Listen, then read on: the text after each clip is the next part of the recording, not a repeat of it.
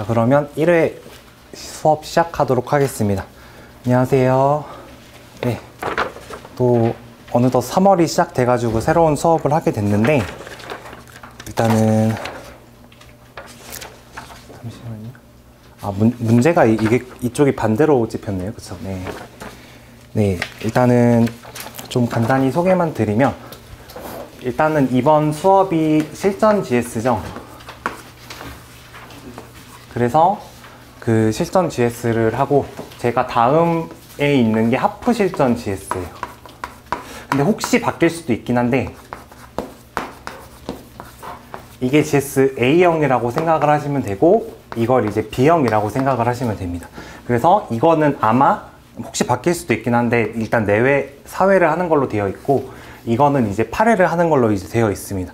제가 해보니까 그 상표법 같은 경우에는 다른 과목과 달리 그렇게까지 논점이 많지는 않아서, 이게 생으로 A, B를 완전 8번씩 하면 논점이 너무 겹치더라고요. 그래서 일단은 제어는 이렇게 하고 있는데, 근데 이제 여기서 이렇게 하게 되면 문제가 뭐냐면, 다른 분들 GS를 들어보면 여기서 너무 중요한 것만 나오고 여기서 너무 안 중요한 것만 나와서 짱돌 파티가 되는 경우가 있어요. 근데 그러면은 저는 좀 안 좋다고 생각을 하기 때문에, 이걸 약간 사회로 줄인 다음에 여기서도 약간 중요한 걸 내긴 냅니다. 그래서 그렇게 생각을 하시면 되고, 이거 같은 경우에는 진도를 정확히 따라가진 않지만, 오늘 같은 경우에 등록 요건 거의 위주로 물어봤잖아요. 그러니까 1주차까지는 등록 요건 위주로 좀 물어볼 거고, 2주차까지 해서 뒤에 부분까지 한 다음에 3, 4주차가 전범이라고 생각을 하시면 되겠습니다. 그리고 여기서부터는 1회부터 다 전범이에요. 그래서 최대한 제가 실전이랑 비슷하게 내는 걸 좀 취지로 할 거라서 그렇게 좀 생각을 하시면 되겠습니다. 그래서 오늘 이제 실전 GS고, 그리고 이제 답안 첨삭은 이건 제가 전부 직접 할 거예요. 다 할 수 있는 이유는 뭐 그렇게까지 많지는 않기 때문에 그런 거긴 한데, 첨삭은 제가 해서 오늘 받으면은 아마 다음 주 토요일, 그러니까 일주일 정도 안에 드린다고 생각을 하시면 되겠습니다. 그런데 이거 내실 때 그 앞에 보면은 그 이름을 적는 란이 있잖아요. 그러니까 꼭 본인 이름을 적을 필요는 당연히 없지만 좀 일관되게 써주셨으면 감사하겠습니다. 이게 제가 해보니까 10명 밑으로 정도 있는 인원이면 제가 누가 누군지 기억이 나요. 그 어느 정도 하고 계시는구나, 어떤 변화가 있구나가 보여요. 8번 정도 해보면. 근데 그런 거를 좀 중복해서 말씀드리지 않고 계속 좀 꾸준하게 말씀을 드리려면은 그 이름을 좀 일관되게 써주시는 게 좋긴 합니다. 그래서 그렇게 해주실 거라고 좀 부탁을 드리겠고, 네. 아무튼, 그리고 이제 카톡방이 있는데, 카톡방은 이제 그 오픈 카톡방에서 그 한성미 실전 GS 이렇게 치면은 3월 실전 GS 방이 있어요. 거기서 오늘 날짜인 0302를 치시면 이제 들어오실 수 있습니다. 그래서 질문은 이쪽으로 언제든지 진짜 해주셔도 괜찮고, 그 PAPILLONKK가 이게 제 카톡 아이디인데, 그 새벽에도 보내셔도 상관없어요. 저는 카톡을 그 무음으로 항상 해놓고 그냥 핸드폰은 자주 보는 스타일이라서 새벽에도 보내셔도 상관없으니까 언제든지 질문 주셔도 상관없습니다. 뭐 문제 오류가 있든, 아니면 뭐 이렇게 쓰는 건 좀 어떻다는 등, 아니면 공부 방법이라는 등, 뭐 저는 누가 물어봐 주는 거 사실 좋아하거든요. 그냥 뭐 같이 의견 나누고 하는 거 좋아하니까 어려워하지 마시고 항상 질문 주시면 되겠습니다. 네, PAPILLONKK입니다. 여기까지 설명드렸고, 자, 이제 문제 같은 경우에는 조금 말씀을 드리면, 그래도 별리사스쿨에는 이거 커버 있는 게 저밖에 없지 않나요? 이게 제가 직접 답안을 보면서 실제 문제지에서 폰트를 그대로, 최대한 그대로 따가지고 제가 만들었습니다. 이거 QR코드 찍어보시면 별리사스쿨 홈페이지로 들어가는 진짜 QR코드입니다. 그래서 이거 생각하시면 되고, 그래서 이제 문제 같은 경우에는 형식도 최대한 유사하게 했어요. 이제 기출문제를 풀어보시면은 모든 1번 문제가 갑은으로 시작합니다. 갑이거나. 그러니까 다 그런 스타일이 있는 거라서 그 길이라던가 아니면은 그 분량이라던가 이런 거를 최대한 실전이랑 좀 유사하게 했어요. 그리고 좀 말씀을 드리면, 제가 수험생 때 제가 좀 싫어했던 것 중에 하나는, 그 문제를 풀러 갔는데 네 문제가 다 그냥 판례를 이렇게 복사 붙여넣기 해서 나오는 걸 좀 별로 안 좋아했어요. 왜냐면은 논점이 너무 드러나기 때문에. 저는 그래서 한두 문제 정도는 논점을 보통 이제 표장을 그대로 드리는 편이고, 나머지 문제 같은 경우에는 X, Y로 바꾸거나 표장을 바꾸거나 아니면 숨기거나 이런 식으로 해서 좀 섞어서 드릴 예정입니다. 이게 요즘 기출 경향이랑 되게 맞아요. 기출 문제집이랑 같이 보시면 확실히 이런 경향을 좀 느낄 수 있습니다. 그래서 이렇게 생각하시면 되겠습니다. 자, 그럼 오늘 문제 같은 경우에는 좀 간단히 일단 그 총평을 좀 드리면, 자, 문제 1번 같은 경우에는 레고 판례가 냈어요. 레고 캠파라라는 그 최근 판례를 냈는데, 이거 같은 경우에는 정말 올해 시험에서 초 S급입니다. 초 S급. 이거 같은 경우는 왜냐면 상표 희석화에 대해서는 지금까지 대법원 판례가 없었는데 처음으로 판시를 하면서 그 법리에 대해서 설명을 해줬어요. 그렇기 때문에 이거는 진짜 초 S급으로 올해 중에 제일 중요하다고 생각하시면 됩니다. 그래서 1회 1문에 넣은 겁니다. 그래서 그 레고 캠파라 이 판례는 좀 기억을 해주시면 되고, 자, 근데 이거를 제가 바꿔서 내려고 엄청 고민을 많이 했어요. 이게 뭐 니콘 캠파라 뭐 이렇게 바꿀까, 소니 캠파라 이렇게 바꿀까, 이게 논점을 숨기려고 고민을 해봤는데, 레고라는 게 독특한 의미를 가져요. 여기서 그 심판 단계부터 제가 소송 단계를 전부 다 읽어봤는데, 여기서 이제 주장하는 중요한 논거 중에 하나가 화학물질을 레고처럼 조립한다라는 주장을 자꾸 해요. 그렇기 때문에 이게 상표로서 하는 게 아니고, 그러니까 레고라는 게 약간 보통 명칭화처럼 돼서 내가 화학물질을 조립한다는 느낌으로 쓰고 있는 거지, 그 레고를 따라하려는 게 아니다라고 이렇게 좀 주장을 하는 게 있어요. 그래서 레고 의미가 되게 중요하기 때문에 제가 이게 표장을 못 바꿨고, 아무리 생각해봐도 이렇게 바꿔가지고 적당한 문제를 만들기 어렵기 때문에 작년 1문과 마찬가지로 표장을 안 바꿨습니다. 작년에 디지털 데이터 팩토리가 표장이 안 바뀌었죠. 그래서 문제 1번을 그대로 냈다고 생각을 하시면 됩니다. 그래서 아무튼 이거는 굉장히 중요하니까 나중에 정리를 잘 해주시고, 자, 이제 문제 2번 같은 경우에는 연예인의 성명 문제를 냈어요. 연예인의 성명 문제 같은 경우에는 정말 옛날에 나왔었는데 5년 더 전에 신나라 문제인가요? 그게 기출문제로 한 번 나온 이후로는 한 번도 출제가 된 적이 없어요. 그런데 연예인 명칭을 모방해가지고 문제가 되는 뭐 투애니원 사건이라던가 아니면은 뭐 소녀시대 사건이라던가 이런 정말 티아라 사건이라던가 판례가 너무 많아졌고, 그런 것 때문에 심사 기준도 개정이 되고 교수님들이 굉장히 관심이 많음에도 불구하고 지금까지 최근에 한 번도 안 나왔어요. 그렇기 때문에 이것도 거의 A급은 된다고 생각을 하시면 됩니다. 그리고 이거 내기 좋은 이유가 뭐냐면 연예인 명칭으로 만들 수 있기 때문에 어떤 표장을 따라해서 만들어야 되는 부담도 없고, 등록 요건 판단에서도 논점이 많고 침해 판단에서도 논점이 많습니다. 그래서 문제 내기가 너무너무 좋아요. 그래서 연예인의 성명 문제도 A나 A+급은 된다고 생각을 해주시면 되겠습니다. 자, 그리고 이제 문제 3번 같은 경우에는 이거 정말 어려우셨을 텐데, 이거 약간 제가 일부러 좀 이런 걸 내요. 그러니까 GS를 풀어보면은 판례를 사실관계를 공부를 해야 되기 때문에, 그리고 오류를 줄이기 위해서 판례 문제를 거의 그대로 내는 경우가 상당히 많아요. 하지만 어떤 기출 같은 경우는 이렇게 X, Y를 섞어가지고 좀 독특하게 문제를 내는 경우가 왕왕 있거든요.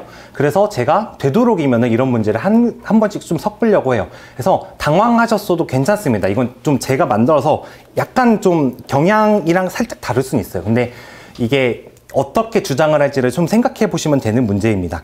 그래서 어떤 판례를 조금씩 따왔냐면, 최근에 상품의 유사에 대해서 깊게 물어본 적이 별로 없었어요.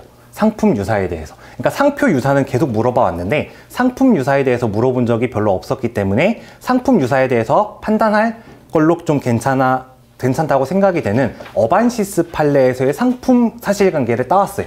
그래서 태양열 지별판과 금속재, 건축용 트랜스퍼버 같은 경우에는 지금 이게 어반시스 사안을 그대로 따온 겁니다. 그리고 X, Y, Z 같은 경우에 제가 어디서 따온 거냐면 무존존에 있는 사실관계를 변형을 해서 넣은 거예요. 그래서 서설문 2번 같은 경우에는, 그러니까 설문 2번 같은 경우에는 무존존으로 그대로 풀어주시면 되는데, 설문 1번 같은 경우는 이제 굉장히 애매해집니다. 그래서 유형이 독특해지는데, 일단은 결론만 먼저 말씀드리면, 거절 이유 통지를 했다고 되어 있기 때문에 상표는 유사한 걸로 결론을 짓고서 이 경우에 유사하다고 판단했을 그 논리를 생각을 하셔서 논리적으로 쓰시면 돼요. 그래서 이거는 중간 단계의 그 논리가 사람들마다 조금씩 달라질 수 있습니다. 하지만 거절이유 통지를 하면서도 상표가 비유사하다고 통지했을 리는 없기 때문에 상표가 비유사하다고 냈으면 안 돼요. 그러면 유사하다라는 그 결론을 찍고서 사이다가 요부관찰 법리를 넣을지 분리관찰 법리를 넣을지 적당히 여기 있는 조건들을 터치를 하면서 넣어주시면 됩니다. 생길 수 있는 그 갈래길을 터치 되게 잘 해주시면 되는 문제라고 생각을 해주시면 돼요. 그리고 여기서 이제 굉장히 중요한 게 2024년도 5월 1일자 시행법으로 뭐가 들어오냐면 상표권 공존동의제가 이번에 입법이 됐습니다. 그래서 이거 같은 경우는 이제 작년에 입법 예고 떴을 때도 굉장히 좀 말이 많았는데 이게 미국에도 있는 제도고 일본에도 있는 제도예요. 근데 그 34조 1항 7호랑 35조 1항 관련해서 그 선출원 등록 상표권자가 동의를 해주면 유사 범위임에도 불구하고 등록을 받을 수 있는 특이 제도거든요. 근데 이게 등록이 되면서 굉장히 많은 이슈가 좀 있었어요. 그래서 지금까지의 실무가 많이 바뀔 거다라는 그런 의견이 있기 때문에 이게 굉장히 중요하다고 일단 첫 번째로 말씀을 드리고요. 2023년도에 부분거절 제도가 들어왔죠. 그렇기 때문에 부분거절 제도랑 그 상표권 공존 동의제를 합치면은 이런 식으로 상품을 여러 개 상품을 딱 줬을 때 이게 갈리는 식의 문제를 내기가 굉장히 좋아요. 그래서 그거를 응용해서 냈다고 생각을 하시면 됩니다. 그래서 굉장히 어렵죠. 이 문제 3번 같은 거에 제 생각에 거의 좀 못 만나보셨을 굉장히 어려운 문제라고 좀 생각을 하시면 됩니다. 그래도 기반하는 다 판례가 다 있던 거예요. 제가 섞어서 내서 그렇지. 자, 이제 문제 4번 같은 경우에는 사리원 면혹 판례를 거의 그대로 낸 다음에 소설문 2번 같은 경우에는 2588, 2588 최호종의 대리운전 문제를 냈다고 생각을 하시면 돼요. 근데 이거는 왜 낸 거냐면, 그러니까 55회인가요? 거기서 이제 의정부 대학교 문제가 나왔었는데, 그때 33조 1항 4호가 너무 크게 나왔었죠. 30점짜리로. 그 후로 33조 1항 4호를 크게 물어본 적이 지금 없어요. 근데 그게 아마 제 생각에는 33조 1항 4호를 너무 크게 물어봤기 때문에 그거에 대해서 다시 물어보기 좀 쉰 시간을 가져야 해서 그랬던 걸로 좀 개인적으로 좀 생각을 하고 있어서, 그렇다면 남은 논점 중에서 중요한 게 뭐 있을까라고 하면은 사리원 판례가 남아 있거든요. 그렇기 때문에 사리원 판례 넣었다고 생각을 하시면 됩니다. 그리고 문제사의 소설문 2번 같은 경우에는 2588, 2588을 넣었는데, 제가 이거를 이 위치에 배치한 이유는 뭐냐면, 전화번호 문제는 어디다가든 넣어도 3-4줄만 쓰면은 바로 논점을 낼 수가 있어요. 그래서 좀 생각하셔야 되는 게 뭐냐면, 이게 배점이 30점, 20점으로 정해져 있기 때문에 내는 사람 입장에서 하다 보면은 배점이 애매하게 떨어지면은 참 내기가 애매해요. 그래서 저도 작년에 이제 제가 작년에 뭐 냈었냐면 상표 바꿔치기를 실전지에서 그대로 냈었거든요. 앞에 문제 거의 똑같게. 근데 그것도 문제 4번에 소설문 2번으로 냈었어요. 근데 그때도 설명하면서 뭐라고 말씀드렸었냐면, 이거는 어디다가도 사실관계 3-4줄만 붙이면 넣을 수 있기 때문에 소설문 2번에 작은 배점으로 내기가 참 좋다, 이렇게 말씀을 드렸었어요. 근데 이게 그건 좀 운이 좋긴 하지만 그대로 거의 나왔었기 때문에 그런 만한 게 또 뭐가 있을까를 생각하다가 이걸 냈다고 좀 생각을 하시면 되겠습니다. 그래서 오늘 낸 것 중에는 B급이 없다고 생각을 하시면 돼요. 이게 다 A급으로 낸 건데 난이도가 좀 어렵다. 그래서 혹시 동사분들이 계시면은 이거는 어려웠어도 제가 어렵다는 말씀 정말 드립니다. 기출문제가 이거보단 보통 쉬우니까 좀 너무 걱정하실 필요는 없다는 말씀을 먼저 드릴게요. 자, 일단 간단히 총평을 드렸고, 자, 이제 레고 판례부터 다시 해설을 드리도록 하겠습니다.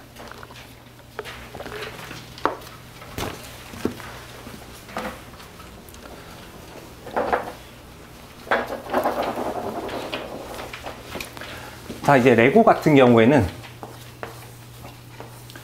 얘가 이제 덴마크에서 갑이라는 회사가 덴마크에서 이제 뭘 하고 있었냐면은 레고를 가지고 블록형 장난감을 팔았어요. 그래서 다 아시다시피 레고 같은 경우는 이렇게 조립해가지고 뭔가를 만들어낼 수 있는 그런 완구죠. 이거를 언제부터 팔았냐면 여기 있는 사실관계 그대로 1930년대부터 이걸 팔았습니다. 그러다가 국내에서도 굉장히 오랜 세월 동안 팔았다고 생각을 하시면 돼요. 그런데 이런 상황에서 을이라는 사람이 있었는데, 을이 어떤 걸 하게 됐냐면은 여기서 이제 의약품에 관련된 여러 물질을 가지고 상표를 뭐로 썼냐면 레고 캠파라라고 했어요.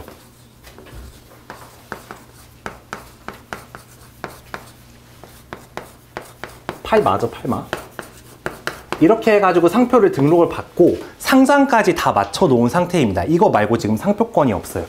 그런데 얘가 이거를 지금 출원했을 때 레고 측이 계속 문제를 걸었던 거예요. 레고 같은 경우에는 좀 찾아보시면 자기 상표에 좀 민감한 회사에 해당합니다. 조금이라도 문제 있으면 바로바로 문제를 제기하는 스타일이었어요.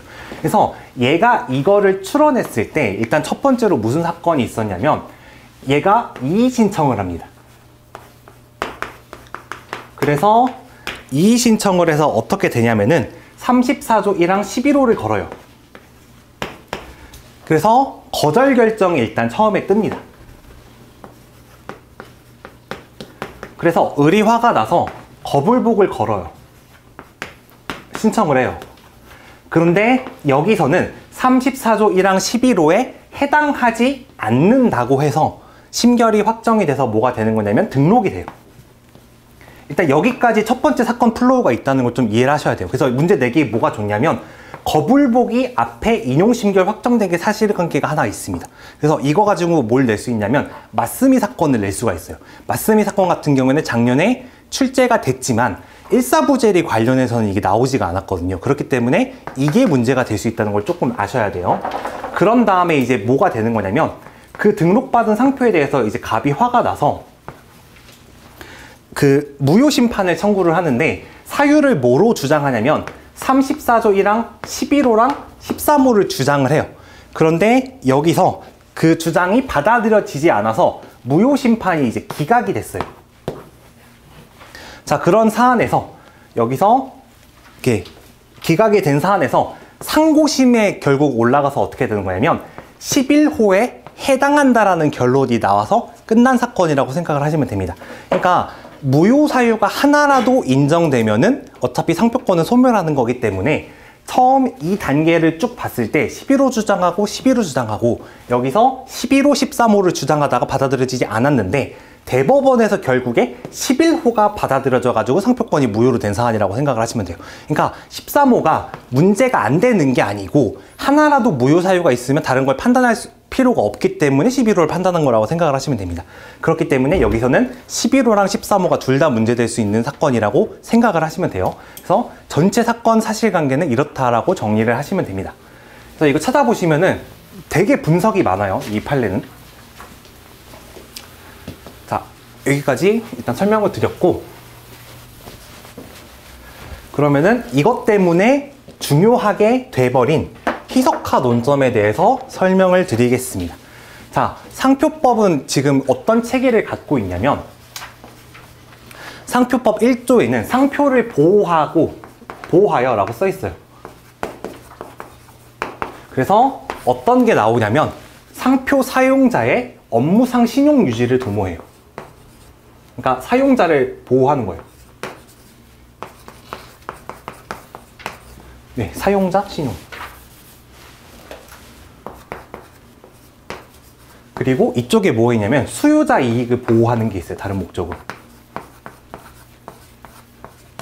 그러면 이건 뭘 말하는 거냐면 상표를 보호해서 상표 사용자의 업무상 신용 유지를 도모해서 산업 발전에 이바지하는 거랑 수요자의 이익을 보호하는 게 있는데, 그래서 이거를 보통 뭐라고 하냐면 이걸 공익적인 거라고 하고 이걸 좀 사익적인 거라고 해석을 하기도 합니다. 그럼 여기서 희석화는 어디서 논점이 생기는 거냐면 이쪽에서 생기는 거예요. 자, 그럼 희석화는 뭐죠? 희석화는 뭐냐면 저명상표의 재산적 가치를 지키기 위해서 하는 거예요. 그러니까 혼동이 일어나지 않는 영역인데도 보호를 해줘야 되기 때문에 혼동 이론에 대한 대안으로 나왔습니다. 자, 상표를 보호한다고 할 때 이 상표는 뭐죠? 여기서 상표법 뭐 주해책이나 논문 다 읽어보면은 상표를 그 표장 자체를 보호하는 게 아니고 상표의 기능이 계속 발휘될 수 있도록 상표의 기능을 보호한다라고 되어 있어요. 이해되시죠? 그럼 상표의 기능 같은 경우에는 교과서에 뭐가 있죠? 5가지가 보통 나와요. 자타상품 식별 기능, 출처 표시 기능, 품질 보증 기능, 광고 선정 기능, 그리고 기타 기능이 나오는데 여기서 재산적 기능이 나와요. 재산적 가치를 갖는 것도 상표의 기능 중 하나라는 거예요. 그러니까 상표가 재산적 가치를 가지는 걸 보호함으로써 사용자의 신용을 도모한다는 거는 상표법의 범위에 들어오는 거예요. 이해되시죠? 그렇기 때문에 희석화 이론이라는 게 저희 상표법에서 원래 그 취지로 삼고 있었던 혼동 이론과는 맞지 않다라고 하더라도 그 1조 안 범위에 들어오기 때문에 이게 혼동 이론을 도입을 할 수가 있는 거라고 생각을 하시면 돼요. 이거 조문 해석이 이렇습니다. 이거 이해되시죠? 참고로 그것 때문에 좀 짱돌 문제로 생기는 게 이쪽에 지금 희석화가 있는 거고 이쪽에 구매 후 혼동, 구매 전 혼동이 있어요. 그래서 짱돌로 나올 수 있는 게 1조에서 이렇게 타고 간다고 생각을 하시면 됩니다. 그러니까 이게 되게 별거 아닌 것 같지만 쓰실 때 이런 거를 터치하고 가시면은 이런 걸 좀 틀을 이해해 놓으시면 쓸 게 되게 많아져요. 점점. 특허도 그렇고 상표도 그렇습니다. 그래서 이런 식으로 생각을 하시면 됩니다. 이거 이해되셨죠? 자, 그럼 여기까지 논리를 설명을 드렸고 그래서 이 역사에 대해서 조금만 설명을 드리면 자, 희석화 이론이 뭐냐면 딜루션 CO리 이렇게 나옵니다. 그래서 희석화 이론이 있고 그 원래는 뭐가 있냐면 혼동 이론이 있었어요. 그래서 이거는 컨퓨전 CO리 이렇게 되어 있어요. 그래서 원래는 혼동이 일어날 수 있는 범위에서 그러니까 상표의 유사를 판단하면 어떻게 되죠? 수요자가 오인 혼동을 할 수 있으면 오인 혼동을 할 수 있으면 상표가 유사하다 이런 식으로 상표법 법리를 판단함에 있어서 혼동을 거치고 갔었죠. 근데 희석화는 혼동이 일어나지 않는 영역이기 때문에 문제가 되는 겁니다. 그래서 이거를 보호하기 위해서 이거의 태양이 두 가지가 있는데 상표 약화랑 상표 손상이 있습니다. 그래서 이건 다들 아시겠지만 그래서 빨리 말씀을 드리면 상표 약화 같은 경우에는 블러링이어서 단일한 출처의 기능을 깨는 거를 막아주는 거고 이거 같은 경우에는 부정적 이미지를 갖게 되는 거를 막아주는 거라고 생각을 하시면 돼요. 그런데 여기서 이제 뭐라고 하냐면 상표의 식별력을 약화시킨다라고 표현을 해요.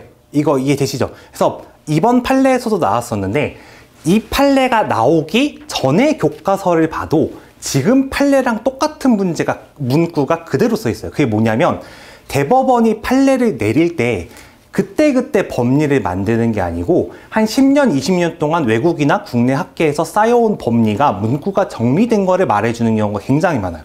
그래서 문구를 찾아보시면 다른 교과서에도 다 있는데 지금 대법원에서 판시한 문구가 학설 문구랑 똑같아요.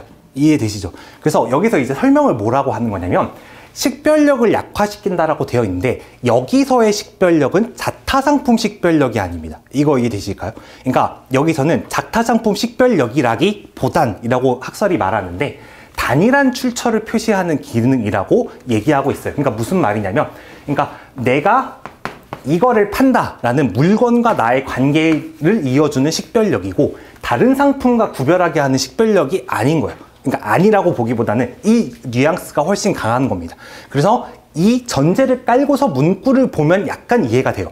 여기서 판례가 말할 때 식별력이라고 한번 터치를 한 다음에 뒤에 문구가 저희가 알고 있는 자타상품 식별력이 아니거든요. 그렇기 때문에 이 학설 때문에 그렇게 나왔다고 좀 생각을 하시면 됩니다. 이거 이해되시죠? 뭐 깊게 이해하실 필요는 없는데 아무튼 이렇게 하시면 되고 아무튼 이렇게 이 두 가지 태양으로부터 보호하기 위해서 상표법이 어떤 걸 도입하게 되는 거냐면 2014년도에 34조 1항 11호 후단을 도입을 해요. 자, 이런 거 연도 외워야 될까요? 제가 S급이라고 했죠. 그러니까 모든 연도를 다 외울 수 없어요, 분명히. 하지만 이게 GS에서 해봤자 S급이라고 제가 불러드릴 게 5개도 안 될 거예요. 그럼 그거 정도는 이거 나올 확률이 정말 많으니까 그냥 외워주시면 진짜 좋습니다. 2014년 개정법에서 이게 11호 후단이 도입이 돼서 희석화 이론을 도입을 했다라고 말하고 있어요. 그래서 보통 학계에서 뭐라고 하냐면 상표의 희석화를 방지하는 직접적 규정이 11호 후단이라고 합니다. 이해되시죠? 그리고 이거 말고 희석화를 방지하는 규정이 하나 더 있는데 34조 1항 13호가 있죠. 그래서 상표법에는 두 가지 규정이 있는 겁니다. 희석화 이론을 직접적으로 방지하기 위해서 입법된 34조 1항 11호 규정이 있고 간접적으로 또는 결과적으로 희석화 이론을 포괄할 수 있게 된 13호가 있다. 이렇게 생각을 하시면 돼요. 그래서 이걸 간접적이라고 표현을 하고 이걸 직접적으로 표현하는 논문이 좀 있습니다. 그래서 이렇게 11호, 13호가 있다. 이렇게 생각을 하시면 돼요. 그런데 희석화가 일어나는 범위에서 사용을 하는 것을 금지시킬 수 있을까에 대해서 상표법 상으로는 현재 없다 이렇게 생각을 하시면 돼요. 상표법 상으로는 현재 사용 금지를 청구할 수 있는 방법이 없다. 근데 뭐가 있죠? 부경법 2조 1호 다목에 가면은 희석화 행위에 대해서 사용 금지 청구할 수 있는 게 있죠. 부정 경쟁 행위로 그 규정을 하고 있죠. 그래서 부경법상 있다 이렇게 생각을 하시면 됩니다. 그래서 이게 만약에 일단 한번 말씀을 드릴게요. 그러니까 어떤 논점에 대해서 저희 그 변리사 시험에서 처음 출제가 될 때는 어떤 경우가 되게 많냐면, 처음 나오는 것 같은 경우에는 기본적인 내용을 약간 단문식으로 물어보는 경우가 상당히 많아요. 그러니까 기출문제를 쫙 한번 보시면은, 그러니까 진정상품 병행 수입 처음 나왔을 때는 요건과 허용론을 물어봤어요. 근데 그런 다음에 이제 세부적 논점으로 그 다음에 넘어갔었거든요. 다음 기출 나왔을 때 바로 1년 후에. 근데 지금 희석화가 제대로 나온 적이 한 번도 없죠. 그래서 만약에 처음 나온다면 단문을 좀 물어볼 가능성이 있다고 저는 생각을 해요. 그렇기 때문에 좀 단문식으로 이런 식으로 뭐 디보 같은 거 하듯이 연도도 좀 외워두시고 이런 것들도 좀 외워두시면 됩니다. 부경법도 있다 이런 식으로. 상표법상 조치는 없다 이렇게 물어보면 됩니다.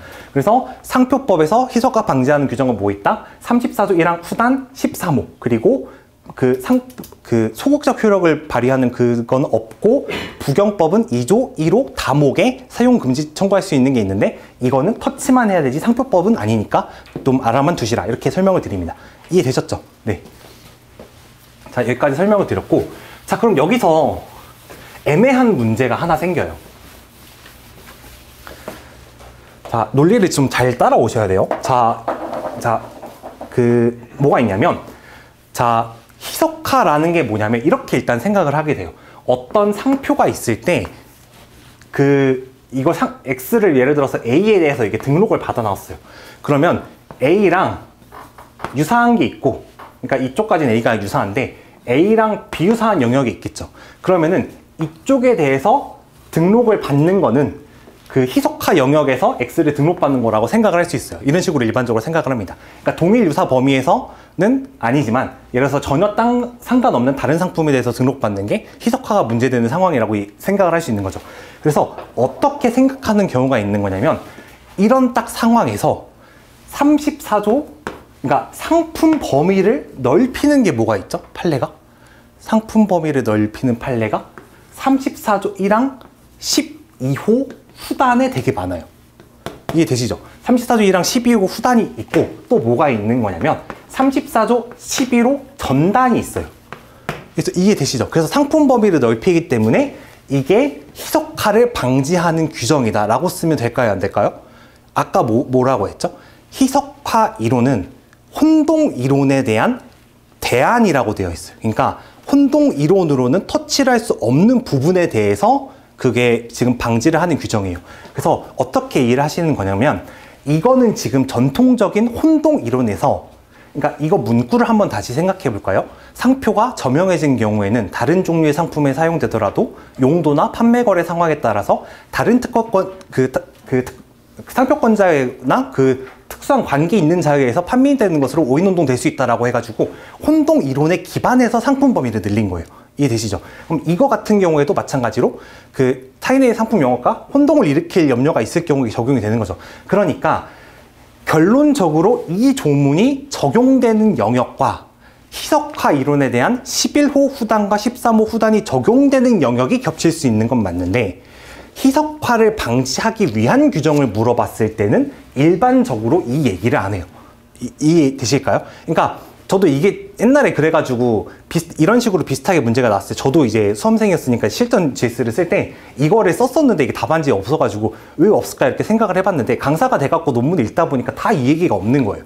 그러면은 일반적으로 그렇게 논하지 않는다는 거겠죠. 혼동 이론에 대한 대안이라 그랬는데 혼동 얘기를 하고 있으면 이상하잖아요. 이해되시죠? 그렇기 때문에 이거는 이게 되지 않는다고 생각을 하시면 됩니다. 근데 그러면 그 사안 문제가 나왔을 때 이거는 절대 쓸 수 없냐라고 하면은, 다른 강사님들도 답안지를 보면 결론적으로 무효 심판을 인용할 것인가 이런 식으로 물어봐서 무효 사유를 찾아야 될 때는 이거를 터치하는 경우가 분명히 있어요. 그러니까 희석화 이론을 방지하기 위한 규정에 대해서 설명하시고 이런 식으로 물어봤을 때는 질문의 취지상 이거를 쓰면 안 되지만, 결론적으로 희석화 이론이 적용될 수 있는 사안에서 발생할 수 있는 무효 사유를 모두 찾으라 그러면 혼동 이론을 배제하라는 뜻은 아니잖아요. 그렇기 때문에 그때는 이거를 터치할 수 있다 이렇게 생각을 하시면 됩니다. 이해되셨죠? 이게 굉장히 간단해 보이지만 어려운 거라고 생각을 하시면 됩니다. 이해되셨죠? 네, 그래서 답안을 먼저 보면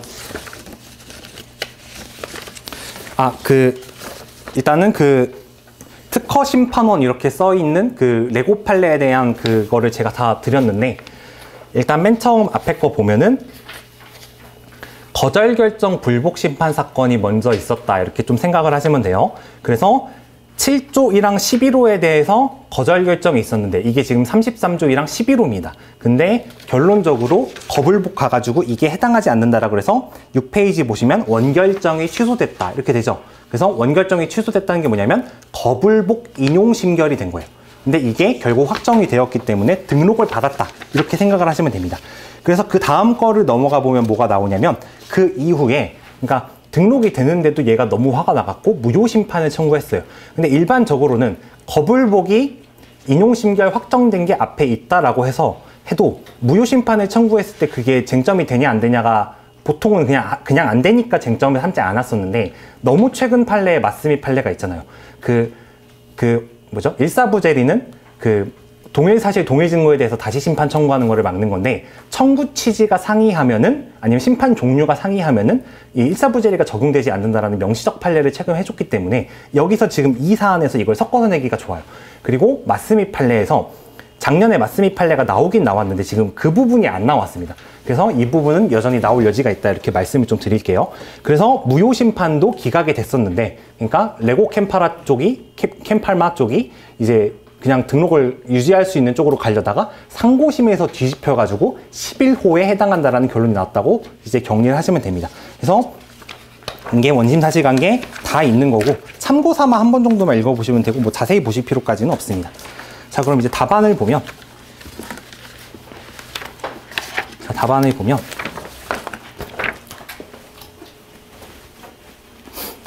자, 이 답안 1페이지 보면, 그러니까 저 같은 경우에는 답안을 쓸 때 어떻게 좀 드리려고 하냐면 이 답안을 써놓은 이유가 보통 있어요. 근데 이게 제가 설명할 때 빠뜨리는 경우도 있고 복습할 때도 좀 다 가져가기가 어려우실 수 있기 때문에 코멘트를 웬만하면 좀 헷갈리실 수 있나? 라는 생각이 들면 코멘트를 다 써놨어요.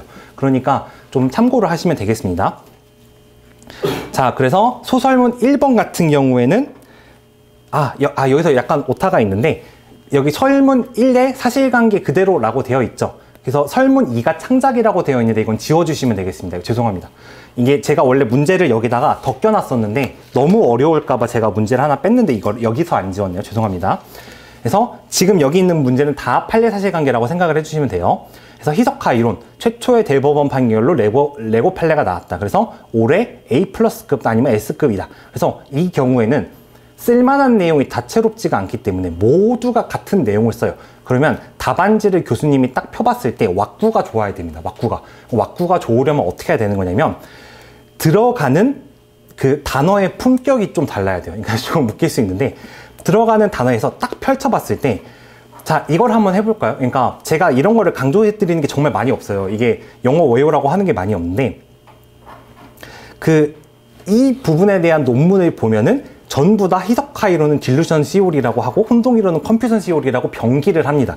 그리고 상표 손상과 상표 약화를 블러링과 타니시먼트라고 해가지고 항상 병기를 해요. 거의 모든 논문이 다 이래요. 그렇기 때문에 딱 펼쳐봤을 때 이런 게 영어 표현이 좀 들어있으면 인상이 좋을 수 있다. 이런 식으로 좀 영어 표현도 좀 해주시는 게 좋습니다. 그리고 입법 연도 언제라 그랬죠? 11호 후단이 2014년도다. 이렇게 외워주시면 됩니다. 그리고 관련 있는 규정이 뭐가 있다? 11호, 13호, 부경법, 다목 이렇게 해서 13 다 이렇게 외워주시면 됩니다. 그리고 상표법상 소극적 효력 미칠 수 있는 건 안 된다. 이렇게 생각을 하시면 돼요. 그럼 여기서 그것도 좀 생각을 할 수가 있어요. 저명상표의 경우에는 사용 금지 효력을 비유사 상품에까지 확장할 수 있지 않는가라는 논의가 쓸 여지가 생기는데, 그러니까 그거는 약간 탐구 영역인 것 같아요. 그러니까 그게 딱 논의는 원래 포인트가 뭐냐면 저명상표의 경우에는 비유사 상품의 경우에도 혼동이 발생할 수 있어서 라고 설명을 하거든요, 제가 알기로는. 그렇기 때문에 그 논점은 세모입니다. 판례가 없어서. 그래서 그건 쓸지 안 쓸지 좀 생각을 해보셔야 되는 것 같아요. 자, 그래서 쓰는 방법을 이런 식으로, 그러니까 꼭 저의 방법이 아니더라도 강사님들 그 답안을 보면서 좀 모으시면 돼요. 저 같은 경우에 어떤 논리로 했냐면, 상표 사용자의 업무상 신용 유지를 도모하기 위해라는 상표법의 목적을 끌고 와서 혼동 이론에 대한 컨퓨전 시오리를 봐가지고 대안 내지 보완이라는 논문스러운 표현을 쓴 다음에 희석화 이론을 입법했다라고 썼어요. 그럼 여기에 이거를 제가 말씀드린 그 지금 우리 법에서 희석화 이론이 입법이 되게 된 경위를 다 안다면 단어 하나하나가 지금 의미가 다 있어요. 그러니까 상표법 1조, 그리고 혼동 이론을 대안 내지 보완한다, 그리고 희석화 이론이 입법됐다. 이게 전부 다 딱딱딱 읽었을 때 뭔가 아는 느낌이 딱 나잖아요. 그러니까 뭐 비유사 상품에서 뭐 할 때 희석화 이론이 뭐 문제 될 수 있으니까 앞으로 뭐 검토하겠다 이런 식으로 당황하게 쓰시지 마시고 의미를 좀 간결하게 이런 식으로 딱딱 논리 순서가 박히게 써주시면 좀 좋아요. 이렇게 설명을 드리고, 그래서 33조 1항 후단의 경우에는 이렇게 쭉 써주시면 되는데, 여기서 이 취지가 나온 게 레고 판례에서 지금 나온 취지입니다. 그래서 고객 흡입력이나 판매력 등 재산적 가치를 보호하기 위함이다, 이렇게 생각을 하시면 돼요. 그래서 적용 범위에 대해서는 블러링과 사니시 먼저 써주시면 되고, 13호의 경우에는 부정한 목적을 심사 기준을 통해서 언급해 주시면 됩니다. 그래서 사용금지호는 적용 규정이 없으니까 없다, 이렇게 써주시면 됩니다. 근데 문제에서 제가 뭐라 그랬죠? 그 상표법상 규정을 물어봤기 때문에 제가 부경법은 아예 안 썼습니다. 그러니까 교수님들이 보통 뭐라고 하시냐면, 상표법상 조치를 물어봤는데 부경법이 배점에 있으면은 문제가 될 수 있다라고 표현을 하시는 경우를 제가 들어봤었어요. 근데 생각해보면 좀 그럴만해요. 상표법상 조치를 모두 서술하시오라고 했는데 부경법이 배점이 3점이고 이러면 분명히 좀 문제가 생기겠죠. 그렇기 때문에 직접적으로 배점은 없을 가능성이 높아요. 근데 확실히 부경법 다목을 알고 모르냐는 인상에는 좀 영향을 줄 수 있다고 저는 개인적으로 생각을 해요. 그래서 배점이 남으신다면 터치를 좀 해두셔도 괜찮다라고 말씀을 드릴게요. 자, 그래서 설문 1-1라고 되어 있는데 이게 설문입니다. 제가 그 문제를 뒤에 잘라가지고 이렇게 됐습니다. 자, 그래서 무효심판을 청구를 하는데 첫 번째로 나오는 게 뭐냐면 일사부재리 저촉 여부가 문제가 됩니다. 그래서 맞스미 판례를 써주셔서 거불복 인용신결이 확정된 다음에 무효심판을 청구해도 적용이 되지 않는다, 이걸 써주시면 돼요. 그리고 선사용 상표들의 인식도 이거에 대해서는 사공기방 태거 그거를 써주시면 됩니다. 그래서 사실관계 포섭해서 마지막에 뭐 써주시면 되냐면 저명상표의 의미에 대해서 어디서 좀 최근에 논의가 많이 됐었냐면 그 허니버 터치 판례 원심에 보면은 저명상표의 의미에 대해서 터치하는 게 나와요. 그래서 양질감으로 인한 우월적 지위를 갖게 된 이런 식으로 판례 표현을 좀 넣어서 써주시면 확실히 더 있어 보입니다. 소유자뿐만 아니라 일반 대중에까지 알려지고 양질감으로 인한 우월적 지위를 갖게 된, 이게 특허법원에서 터치해준 표현이기 때문에 이거를 써주시면 됩니다. 그래서 4호는 또 해당이 안 되고 11호 후단 같은 경우에 여기서 나오는데, 자, 여기서 그 식별력 손상의 염려, 식별력 손상 염려의 의미라는 부분이 나와요. 여기서 그러니까 4페이지 위에 보시면 여기서의 식별력을 손상시킨 염려는 타인의 저명상표가 가지는 특정한 출처와의 단일한 연관관계, 그래서 단일한 출처를 표시하는 기능을 손상시킬 염려라고 했어요. 제가 아까 뭐라고 말씀드렸죠? 여기서의 식별력은 자타상품 식별 기능이 아니고 단일한 출처를 표시하는 기능으로 보다 이해할 것이다 라는 논문이 원래 있었고 그 표현 그대로 넣어놓은 거예요. 이거 교과서에 그대로 있는 표현이에요. 그래서 이거를 자타상품 식별 기능으로 연결시켜가지고 혼자 논점을 빠지시면 안 되는 거예요. 이거 이해되셨죠? 그래서 그러니까 완전 다른 개념은 아니고 분명히 중첩되는 영역이 있지만 판례 표현 자체가 그 정립이 된 논의 학설 판례를 넣은 거기 때문에 단일한 출처를 표시하는 기능이라고 명백하게 좀 써주시면 굉장히 좋습니다. 그런 다음에 식별력 손상 염려 방법이라고 해서 두 문자를 제가 떠났는데 상표 인식 연이 실제 연상 이렇게 써주시면 돼요. 그래서 상표를 인식했다라는 그 의미랑, 그리고 그 연대 다니는 연대 의대 다니는 실제 연상 누나를 만났다 이렇게 해서 연이 실제 연상 이렇게 따놨어요. 그러니까 이 두 문자 활용하셔가지고 이거를 써주시면 됩니다. 자, 그리고 여기서 이제 중요한 게 한 가지가 나와요. 그 여기서 11호에 대해서 판단을 할 때 상표의 유사에 대해서 판단을 하게 돼요. 자, 근데 여기서 상표의 유사에 대해서 어떻게 생각을 하셔야 되는 거냐면 상표의 유사를 판단하는 방법은 뭐였죠? 여기서 수요자의 외관칭호, 그러니까 외관칭호 관념을 대비해서 수요자의 오인 혼동 우려가 있는지를 기준으로 해서 유사 판단을 했었어요. 근데 이 프린트 잠깐 봐볼게요. A형 1회 보충 자료에서 4페이지를 보시면 제가 레고 판례를 넣어놨거든요. 자, 여기서 4페이지 밑에 보면은 이 사건 등록 상표는 다음과 같은 이유로 선사용 상표들과 유사하다라고 하는 표현이 나와요. 근데 밑에를 읽어보시면 뭐 식별력이 어디가 강한데 라고 하면서 일반적인 유사 판단처럼 하고 있어요. 그런 다음에 식별력이 없거나 미미하다. 그래서 뒤에 뭐라고 돼 있냐면 그 반가로 3번에 가면 요부와 외관 및 호칭이 서로 같고 호칭이 서로 같다라고 나와 있어요. 그럼 원래는 뭐라고 돼야 되죠? 이 뒷부분에. 그러므로 오인 혼동 염려가 있어서 일반 수요자의 오인 혼동 염려가 있어서 유사한 상표이다라고 나와야 맞죠. 근데 제가 아까 뭐라 그랬죠? 희석화 이론을 대안하겠다 해놓고 결론을 희석화로 혼동으로 내리면 안 되잖아요. 그래서 이게 원래 있던 그 논의예요.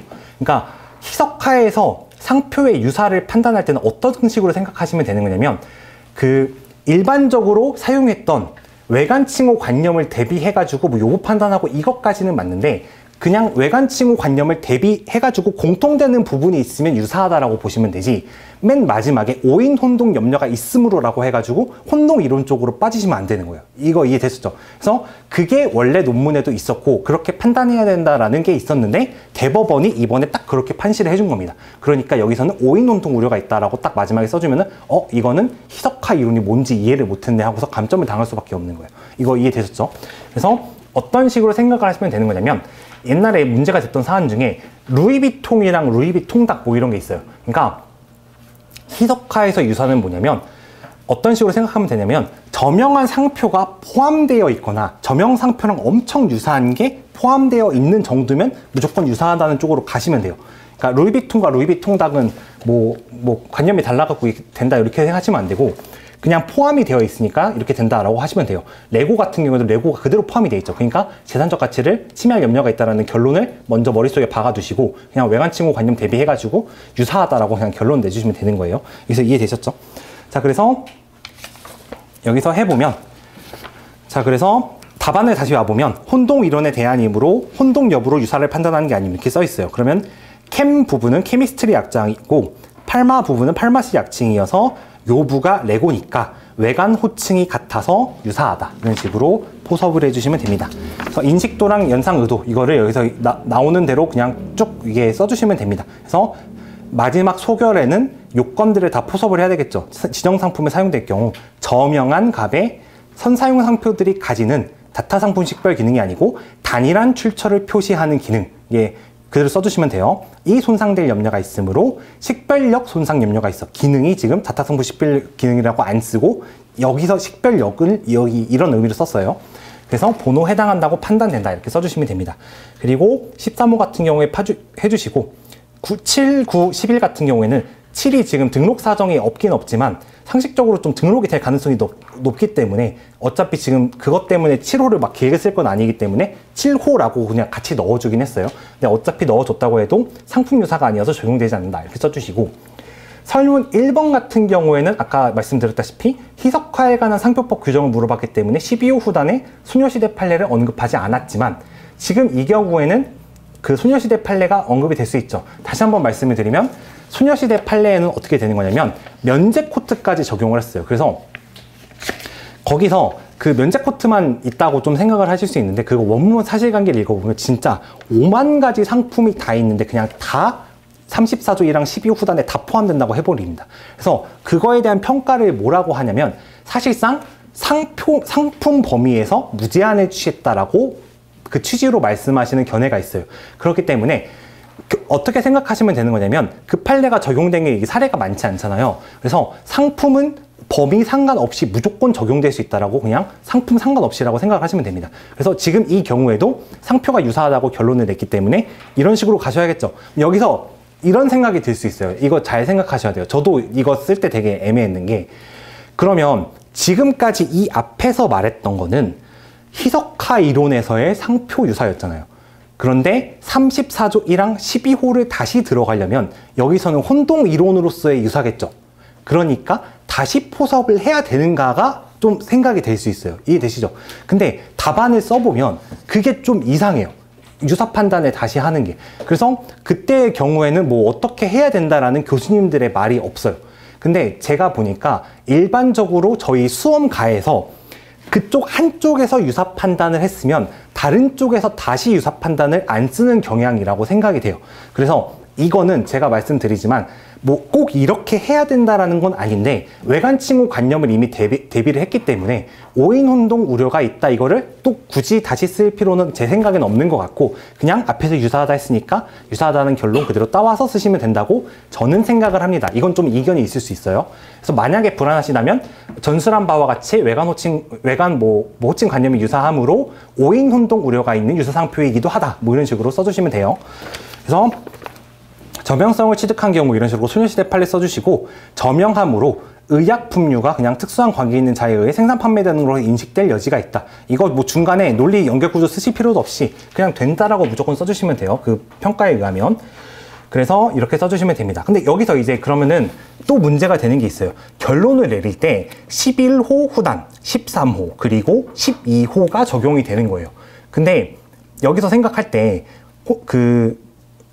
혼동 이론의 대안이라고 했는데 그 두 종문이 같이 적용이 된다라고 결론을 내리면 약간 어색할 여지가 있어요. 이거 이해되시죠? 그래서 결론 낼 때 저는 어떻게 내냐면 11호, 13호가 적용되거나 12호 후단이 적용되어 인용신결 예상된다라고 해서 약간 좀 다른 거라는 거를 좀 뉘앙스를 살려서 써줬다고 생각을 하시면 돼요. 그러니까 이게 멀리서 봤을 때는 그냥 11호, 13호, 12호 썼네라고 생각을 할 수 있지만 이게 이런 의미를 담아서 저는 개인적으로 쓴 겁니다. 그래서 이거 같은 경우에는 탐구 영역이에요. 동시 적용성이 되는지 안 되는지 이런 경우에 이게 찾아봐도 제가 논문 같은 게 없었어요. 그런데 방어적으로 표현을 썼다 이렇게 좀 생각을 하시면 되겠습니다. 여기서 설명드리는 거는 그러니까 저는 답안을 쓸 때 제가 수험생 때도 그렇고 저 이거 진짜 많은 시간이 걸려서 쓴 거거든요.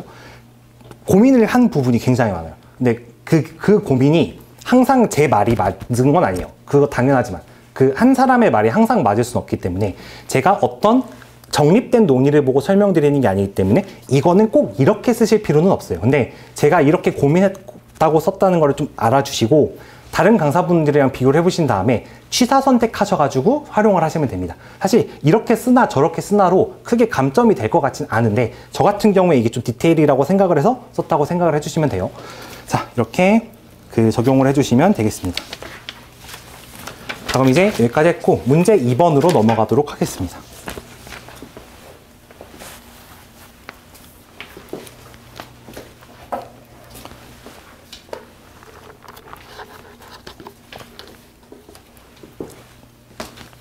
자, 연예인의 성명 문제인데 자, 여기서 이거는 굳이 그릴 필요 없이 문제를 같이 볼게요. 문제 2번 보면 갑은 성명 X로서 남성 아이돌 가수라고 한다. 그래서 이게 원래 TWS인가 TUS인가 제가 잘 모르겠는데 첫 번째 만남은 계획대로 되지 않아라는 그 노래를 최근 내셔가지고 제가 패러디를 해서 두 번째 만남은 계획대로 되지 않아라고 그냥 냈어요. 기존 아이돌 가수에게 찾아볼 수 없던 이런 거 해가지고 유명해졌다. 그래서 2NE1 사안의 특징이 뭐냐면 굉장히 단기간에 유명세를 가졌다라는 게 문제가 되는 거예요. 그래서 2NE1 사안을 녹여서 좀 다른 거에 냈다고 생각하면 됩니다. 거의 비슷하긴 해요. 그래서 공개된 지 며칠 만에 음원 사이트 1위에 올랐고 2NE1도 이런 식으로 막 멜론 차트, 벅스 차트 이런 거에서 1위를 했어요. 그리고 뮤직뱅크 이런 데서 1위를 차지했기 때문에 선풍적인 인기를 끌었다. 그래서 갑의 성명은 갑이 유명한 게 중요한 게 아니고 갑의 성명이 유명한지가 중요합니다. 갑의 성명은 국내 일반 수요자들에게 널리 알려지게 된 것은 아니지만 소녀들의 우상으로도 알려짐에 따라 10대, 20대 여성들에게는 널리 인식되게 되었다라고 드렸어요. 한편 갑과 관련 없는 을은 그 싱글 앨범이 낸 게 22년도 12월인데 23년도 2월이면 진짜 얼마 안 지난 거잖아요. 그때 X라는 표장을 ABC를 지정상품으로 해서 설정 등록을 마쳤다. 근데 그 시기쯤에 뭐가 되어 있냐면 출원하기 조금 전에 갑이 A 제품의 런칭을 준비하기 시작했다라고 되어 있어요. 제가 이걸 일부러 낚으려고 드렸는데 준비하고 있는 거는 선사용권이 안 생깁니다. 그래서 이거를 주의를 하셔야 돼요. 사용하고 있어야지 이게 되는 거예요.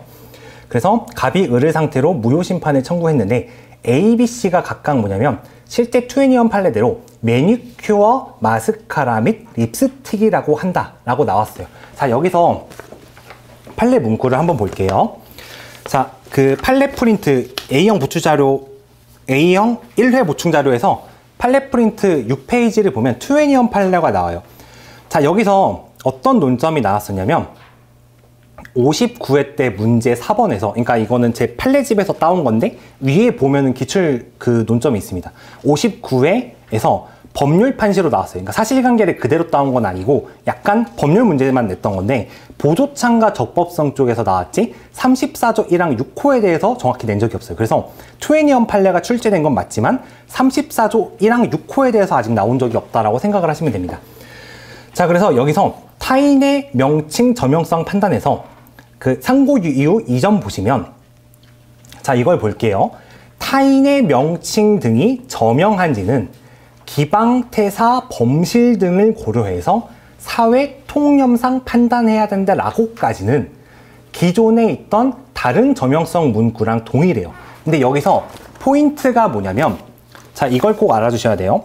투애니원 판례에서 포인트는 뭐냐면 사회 통념상 알려진 것도 설시를 했지만 지정상품과 관련된 거래사회에서 널리 인식도 했다는 두 가지를 다 판시했다라는 게 키포인트예요.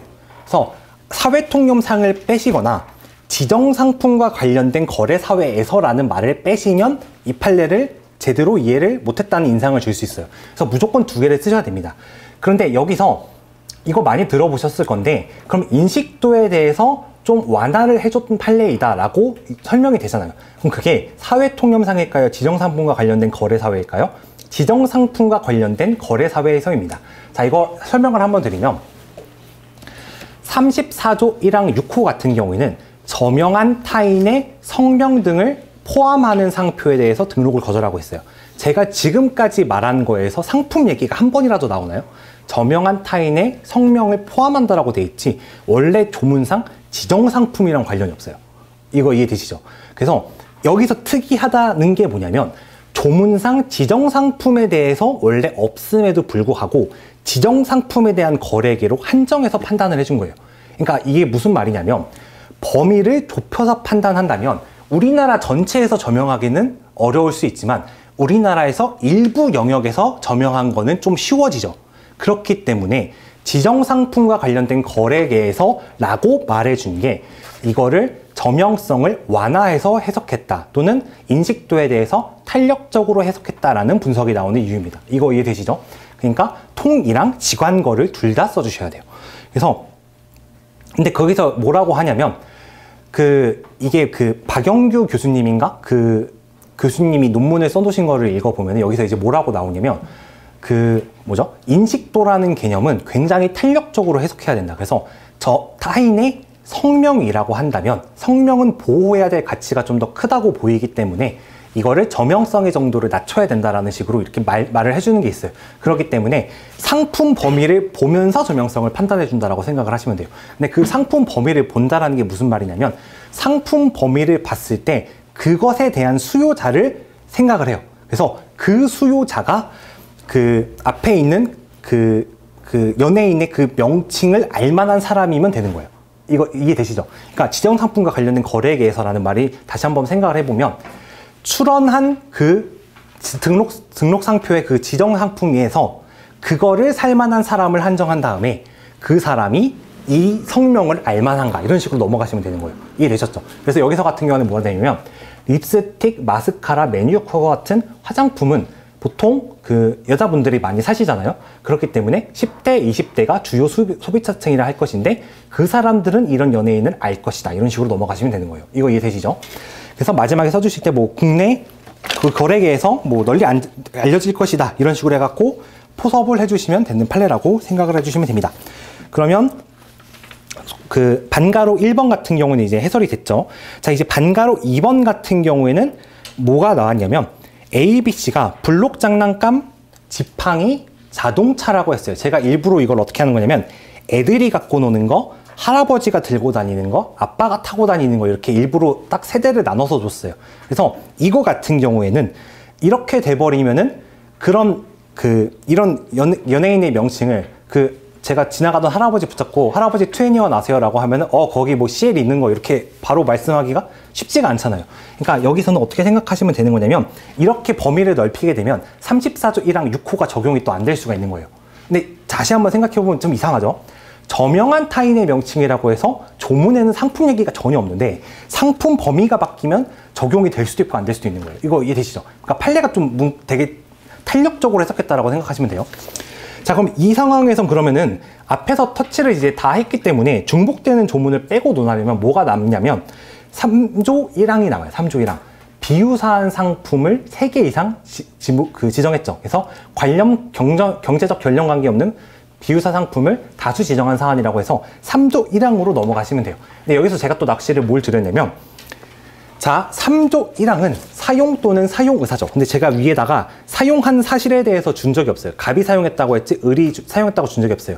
그럼 사용 의사를 판단해야 되는데 보통 서브에서 보면은 뭐라고 써 있냐면 사용 의사 확인 제도라고 해서 심사 절차에서 그 사용 의사에 대한 합리적 의심이 드는 경우에 심사관이 어떤 조치를 취해야 되는지에 대해서 나옵니다. 이거 이해되시죠? 거기서 사용 의사가 없다는 합리적 의심을 할 수 있는 그 예시에 대해서 이거를 적용하시는 건 괜찮은데 거기서 말한 그 심사관과 왔다 갔다 거리는 절차를 지금 쓰시면 안 돼요. 이해되시죠? 이게 등록 후 이렇게 문제되는 경우에는 조금 헷갈릴 수 있어요. 그러니까 심사관한테 뭘 한다라는 거기에 써 있는 그런 문구들을 여기 쓰시면 안 되고 이건 등록 절차이기 때문에 그게 안 된다라고 생각을 하시면 돼요. 그래서 아무튼 이거를 쓰셔가지고 포섭을 하시면 됩니다. 자, 그리고 이제 뒤에 나오는 건 뭐냐면 갑이 자신의 성명 X가 상표로 사용된 A 제품을 출시해서 인기리에 판매하고 있다. 이 사안에서 을은 어떻게 된 거죠? X를 A, B, C에서 등록을 받아놓은 사안이죠. 이 상황에서 갑과 을 사이에 상표법상 법률 관계에 대해서 논하시고라고 되어 있어요. 자, 그러면 얘가 얘를 공격할 수 있는 게 있고 얘가 얘를 공격할 수 있는 게 있을 거예요. 그래서 논점이 뭐가 되냐면 갑이 을을 공격할 수 있는지에 대해서 문제가 되는데 일단 첫 번째로 쓸 수 있는 게 뭐냐면 항상 너무 당연한 얘기지만 상표법적으로 해석을 하셔야 돼요. 얘는 왜 얘를 공격할 수가 없죠? 상표권자가 아니라서 그렇죠. 이해되시죠? 그리고 얘가 그 상표권을 사용할 수 있다라는 규정은 어디 있죠?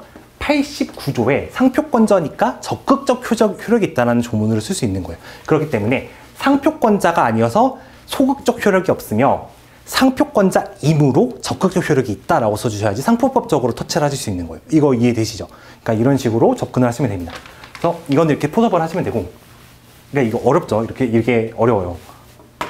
그러니까 이런 식으로 약간 판례 그대로 내는 게 아니고 약간 비틀어서 내면은 알고 있는 조문에서 당연한 해석을 조문 딱딱 터치하면서 쓰셔야 돼요. 이게 약간 기술스럽다고 생각하기 때문에 제가 낸 거라 생각하시면 됩니다.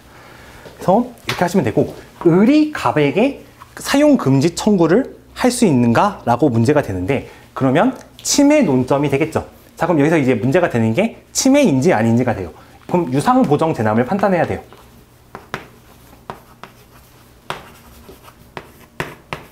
자, 그러면 이제 뭐가 되는 거냐면 유효한 상표권이 있는 건 당연히 논점되고 제가 그 논점이 너무 많아가지고 상표로서 사용하고 있다. 상표로 표시한 이런 식으로 논점을 줬어요. 그래서 터치를 아예 안 하시거나 상표로서 사용하고 있으므로 라고 그냥 터치를 하시면 돼요. 그래서 상표적으로 사용하고 있겠죠. 그리고 상표, 상품이 동일하니까 당연히 보호 범위에 속해요. 그런 다음에 정을 보면 되는데 여기서는 선사용권이 발생하지 않아요. 준비 중이기 때문에. 그래서 정당한 권한은 없습니다.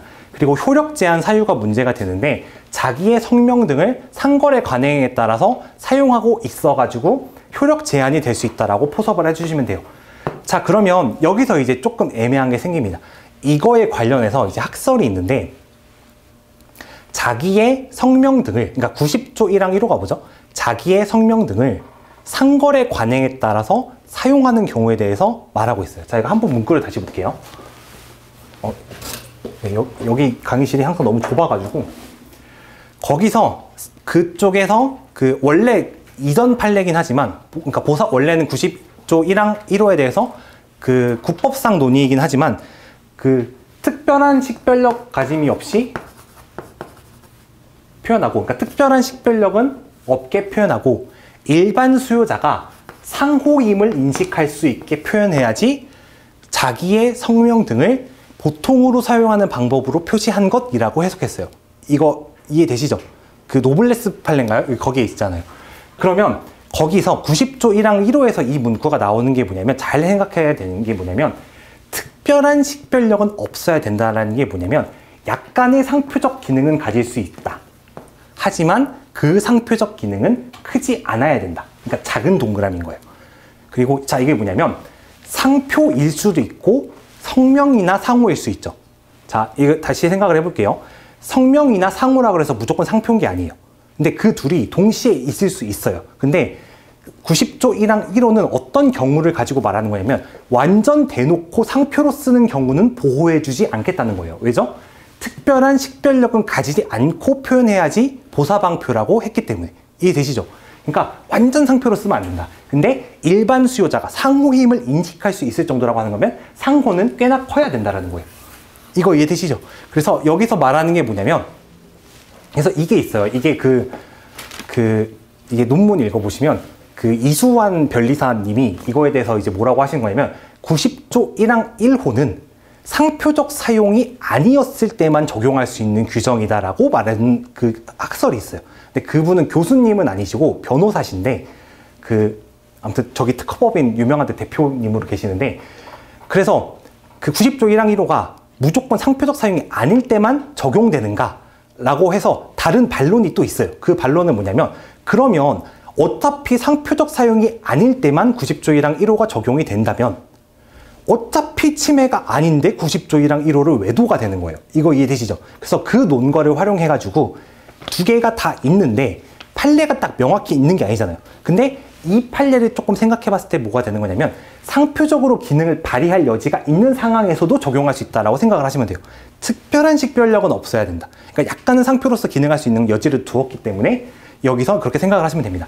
그래서 여기서 상표적 사용을 긍정하고서 효력 제한 사유를 긍정하셔도 논리 모순이 아닌 거예요. 이거 이해되시죠? 예, 이게 되게 어려운 거예요. 이거 많이 읽어봐서 제가 생각한 겁니다. 자, 그래서 여기까지 이해를 하셨고, 그 다음에 권리 남용 같은 경우에 뭐냐면 34조 1항 6호에 그 거절 이유가 있을 것이어서 명백해서 권리 남용이 될 수 있다, 이런 식으로 판단을 해주시면 됩니다. 자, 이렇게 해서 얘도 얘를 침해 금지를 못 시킨다. 왜냐면 권리 남용이고 효력 제한되며 권리 남용이고 효력 제한되기 때문에 이렇게 써주시면 돼요. 또 갑이 할 수 있는 게 뭐가 있죠? 무효심판을 청구할 수도 있을 것이다. 이런 식으로 좀 생각을 해주시면 됩니다. 그래서 법률 관계에 대해서 실점이니까 그렇게 간단하게 터치를 쫙 해주시면 되겠습니다. 자, 그럼 여기까지 받고 이제 문제 3번을 들어가 볼게요.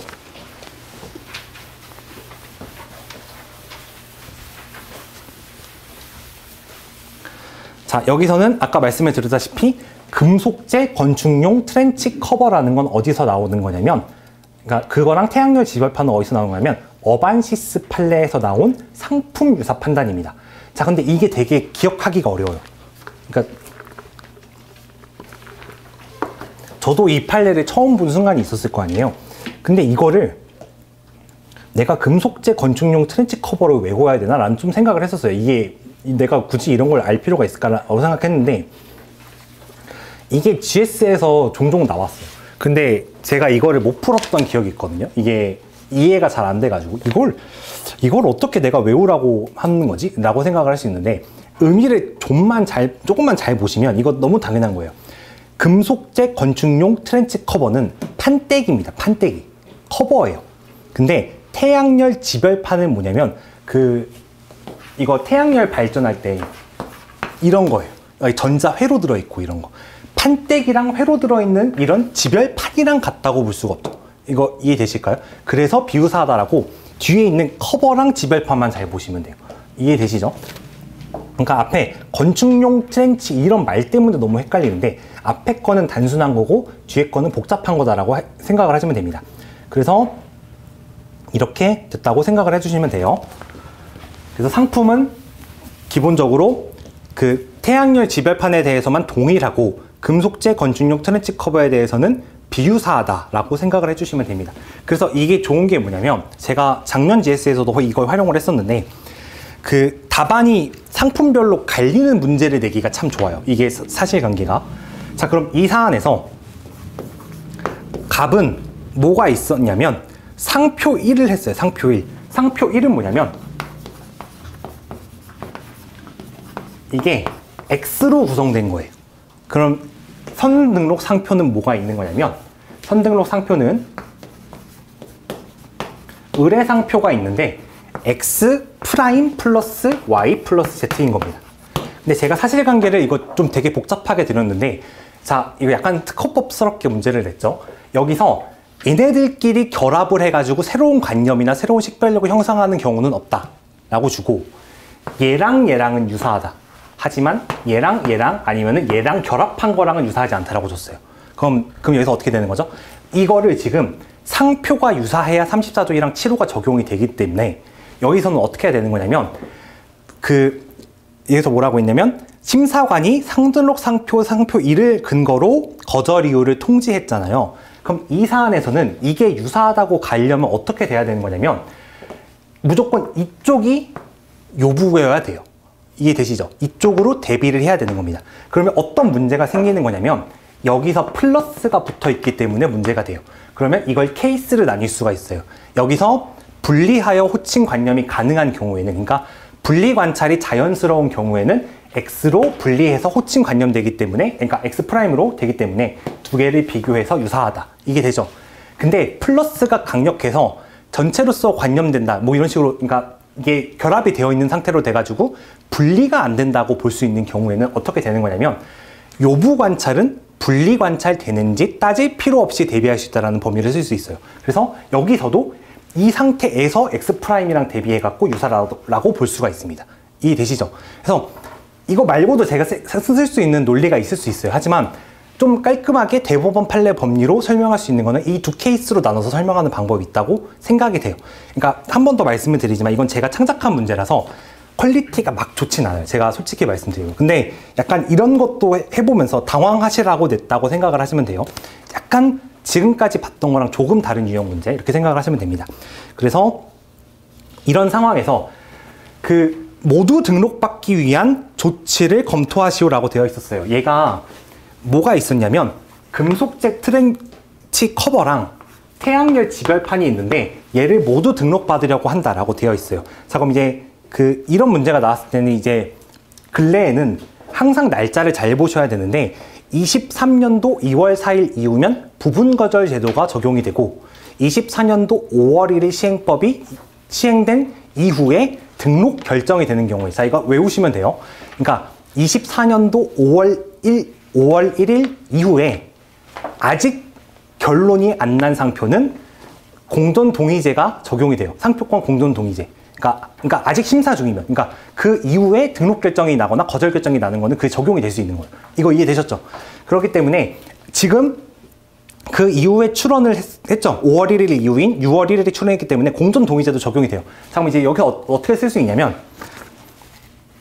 자, 이거를 그대로 놔둔다고 해도 금속용 트렌치 커버는 어차피 등록받을 수 있죠. 왜냐하면 부분 거절 제도가 신설되었기 때문에. 그쵸? 근데 그러면 분할 출원이 아예 의의가 없을까요? 분할 출원은 뭘 할 수 있죠? 자, 이거 생각을 해보면 얘가 지금 거절 이유가 통지되고 있는 상황일 거기 때문에 부분 거절 제도는 어떤 거를 일부 등록받게 해주고 어떤 건 일부 거절을 하는 제도예요. 그쵸? 그렇기 때문에 얘가 거절되든 등록되든 모르겠지만 얘 결론이 날 때까지 얘도 등록을 못 받게 되긴 합니다. 이해되시죠? 사실 실익이 크진 않은데 빨리 등록받고 싶다면 삭제하고, 그러니까 분할하고 삭제해서 따로 등록을 받을 수 있다라고 분할 출원에 터치해 줄 수 있어요. 그러니까 이거는 실무상 비용이 더 들잖아요. 하지만 답안지를 쓸 때는 내가 제도를 다양하게 활용할 수 있는 방안을 다 보여줘야 되기 때문에 분할 출원해서 이걸 뭐 한다? 얘를 신속하게 등록을 도모할 수 있다. 왜냐하면 심사관이 얘는 그 거절 이유가 없다라고 판단할 거기 때문에 바로 등록을 시켜주겠죠. 그렇기 때문에 바로 등록받을 수 있다라고 써줄 수 있어요.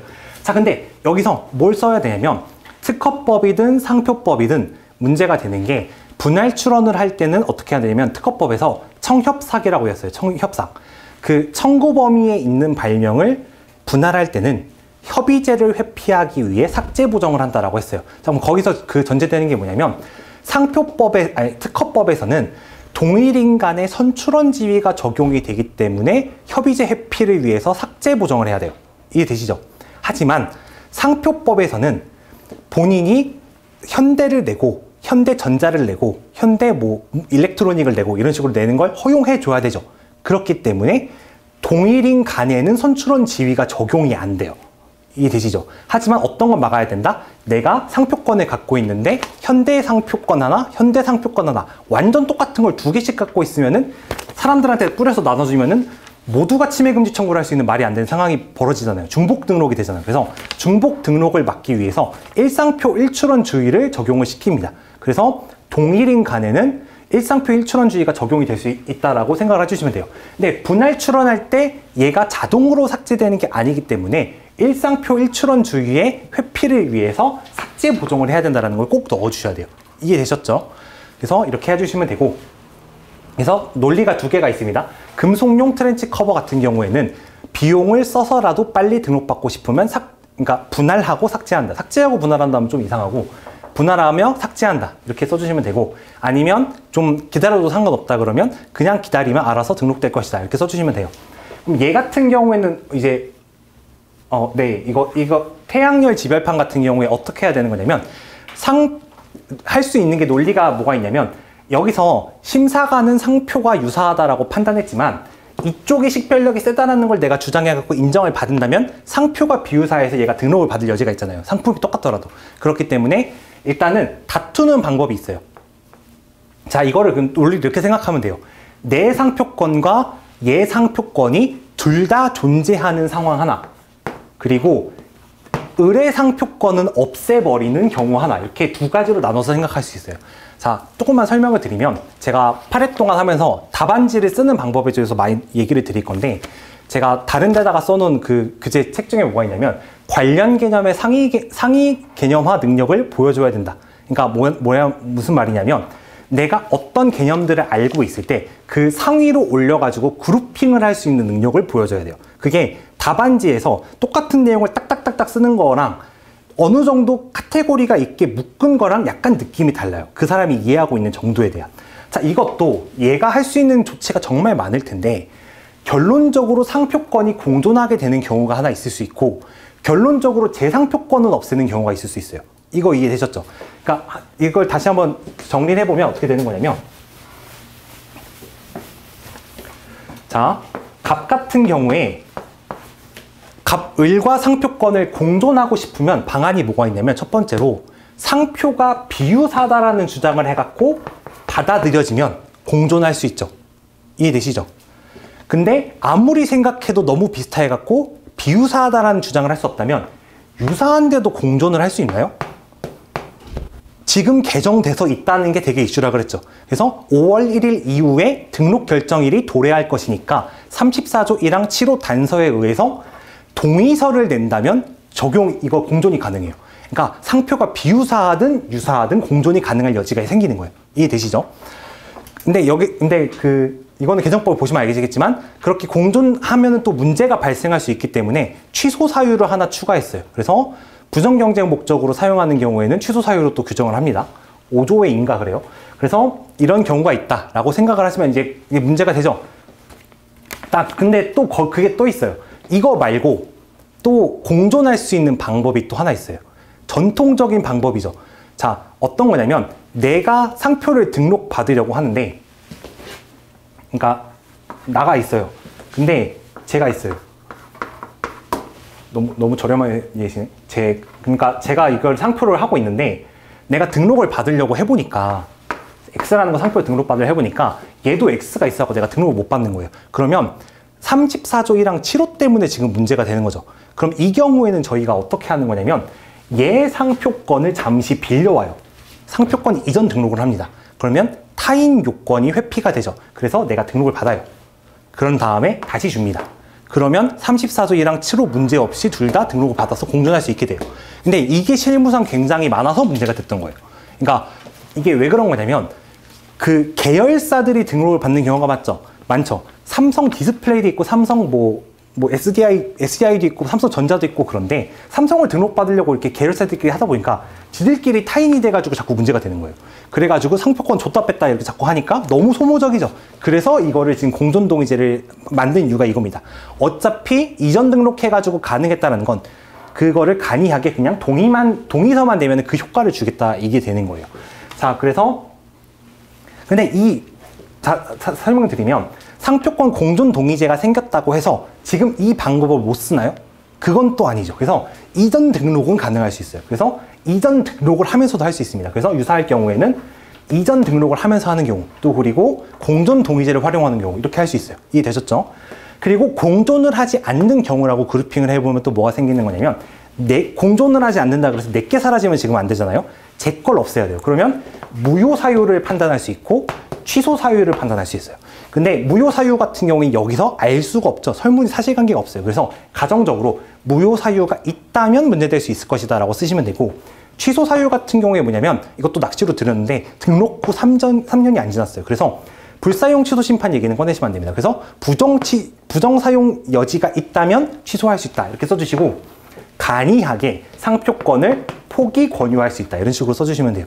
자, 그러면 뭔가 이것저것 썼지만 이렇게 묶어서 쓰는 거랑 안 묶어서 쓰는 게 확실히 차이가 나요. 그러니까 이 느낌을 좀 잘 아셔야 돼요. 그래서 이걸 뭐라 그런다? 저는 개인적으로 말할 때 관련 개념의 상위 개념화 능력 이렇게 말하고 있습니다.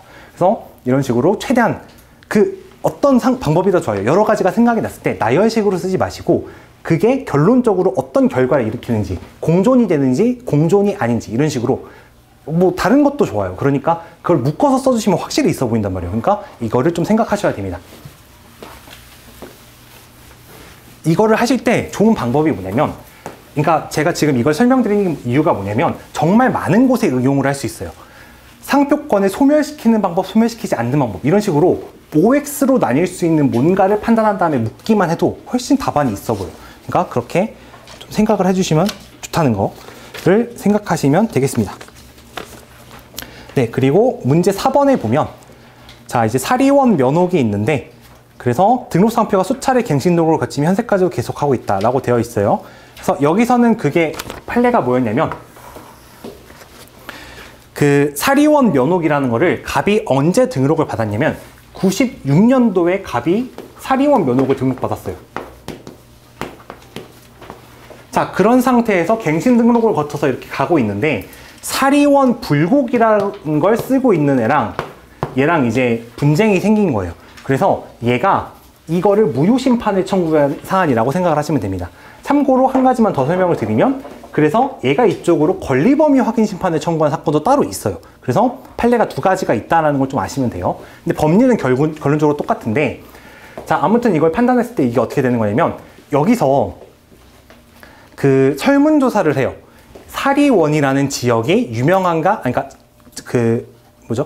현저한가 아닌가에 대해서 판단을 하기 위해서 사리원에 대한 그 수요자 인식 조사를 하는데, 그거를 지금 2010년대죠. 이때는 2010년대에 설문조사를 갑자기 과거 버전으로 할 수가 없잖아요. 과거로 돌아가서. 그렇기 때문에 설문조사 결과는 뭐가 되는 거냐면 지금 할 수밖에 없어요. 지금 길 가는 사람들 사리원 하세요, 사리원 하세요 이렇게 할 수밖에 없어요.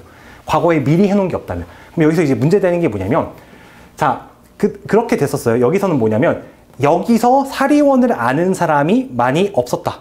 그러니까 이쪽도 없을 것이다. 이런 식으로 이 설문조사 결과를 가지고 유추하는 방식으로 주장을 했습니다.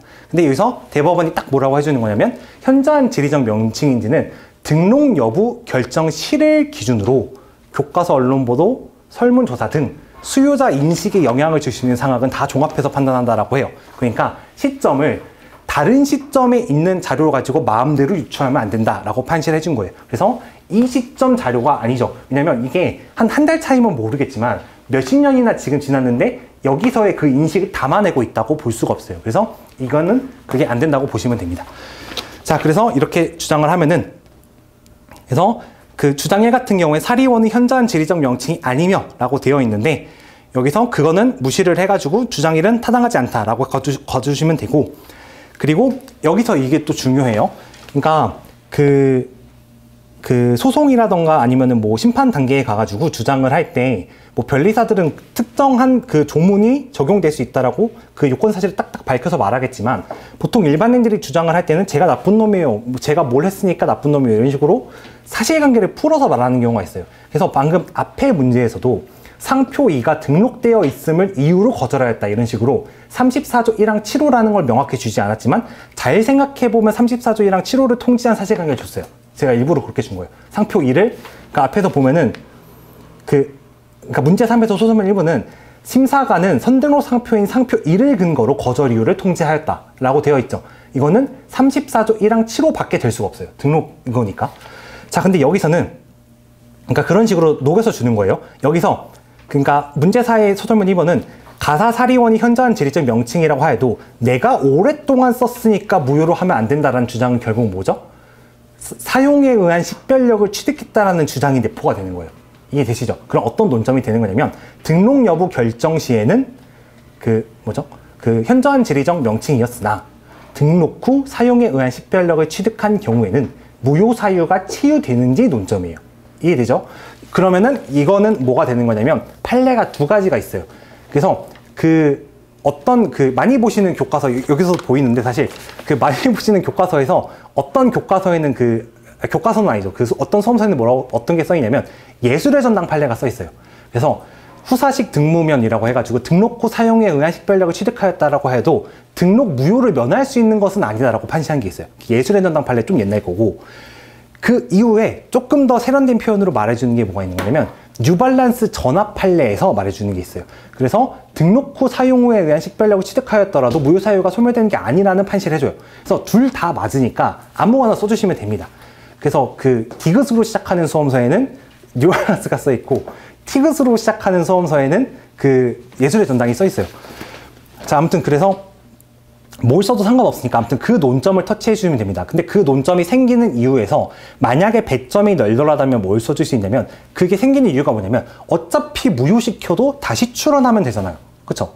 그렇기 때문에 지금 무효를 인정하는 게 의미가 있냐라는 게 돼버릴 수 있어요. 하지만 무효로 되면 소급 소멸이 되기 때문에 지금 무효로 하고 새로 등록받는 거랑 과거부터 지금까지 계속 상표권이 있는 거랑은 그 전 분쟁에서 다를 수 있죠.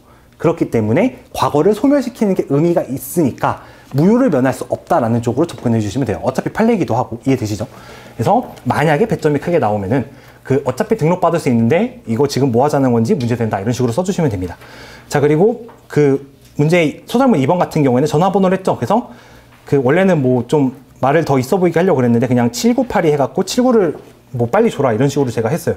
그래서 음식점 전화번호 같은 경우에는 넣은 적이 없었지만 전기통신 회선 번호 같은 경우에는 유한한 자원이고, 내가 가지고 있는 게 아니고 국가가 소유한 유한한 자원이고 나중에 회수당할 수 있는 것이므로 특정인이 독점한다고 보는 게 타당하다고 볼 수 없으므로 이거를 33조 1항 7호에 해당한다라는 결론을 내주시면 돼요. 이해되셨죠? 그러니까 다시 한번 말씀을 드리면, 기타 식별력 없는 표장이라는 33조 1항 7호에는 사회통념상 자타승부 식별력이 없거나 공익상 특정인 독점이 부적당한 경우에는 기타 식별력 없는 표장으로 보고 있어요. 근데 여기서 공익상 특정인이 독점하기에 부적당한 경우를 좀 강조를 한 판례가 전기통신 회선 번호라고 생각을 해주시면 됩니다. 그래서 지금 답안만 빨리 보고 끝낼게요. 그래서 문제 2번부터 제가 지금 답안을 안 봐가지고 한번 다시 보겠습니다. 그래서 제가 원래 이 문제 소재도 썼었는데 답안 분량상 빼려고 하다 보니까 이거 아까워가지고 그냥 옆에 박스에 넣어놓은 거예요. 그래서 배점이 크게 나오면은 6페이지입니다. 연예인 성명 문제. 인적 표지의 보호 방안. 만약에 34조 1항 6호 문제가 크게 나온다면 가장 중요한 게 뭐냐면, 연예인의 이름은 네임이고 상표는 마크죠. 그래서 네임과 마크는 상이한 것에도 불구하고 저촉되는 점이 발생할 수 있다는 거를 문소에 좀 써줄만 해요. 그래서 이거를 활용하시면 됩니다. 그리고 투애니언 판례에 대해서 통 또는 지관거라고 해서 인격권 보호를 고려해서 저명성을 탄력적으로 해석했다는 견해가 있다. 그래서 만약에 판례를 좀 길게 써주려면 이 말을 써줄 수 있어요. 그래서 여기까지 써주시면 되고, 그래서 9호랑 11호 내지 13호가 있는데 상품화가 없었죠. 그래서 만약에 이것도 좀 유식하게 써주고 싶으시면 멀천다이징을 한 사실관계가 없다라고 써주시면 돼요. 자, 그리고 여기서 이제 낚을 수 있는 게 뭐냐면 6호에서 10호 아닌가요? 60? 그쵸. 아무튼 갑자기 헷갈리는데, 자, 6호 같은 경우에 뭐죠? 제척기간이 있어요. 제척기간. 등록 후 5년까지 제척기간이 있죠. 그렇기 때문에 34조 1항 6호가 나왔을 경우에는 등록 후 5년을 터치를 해야 돼요.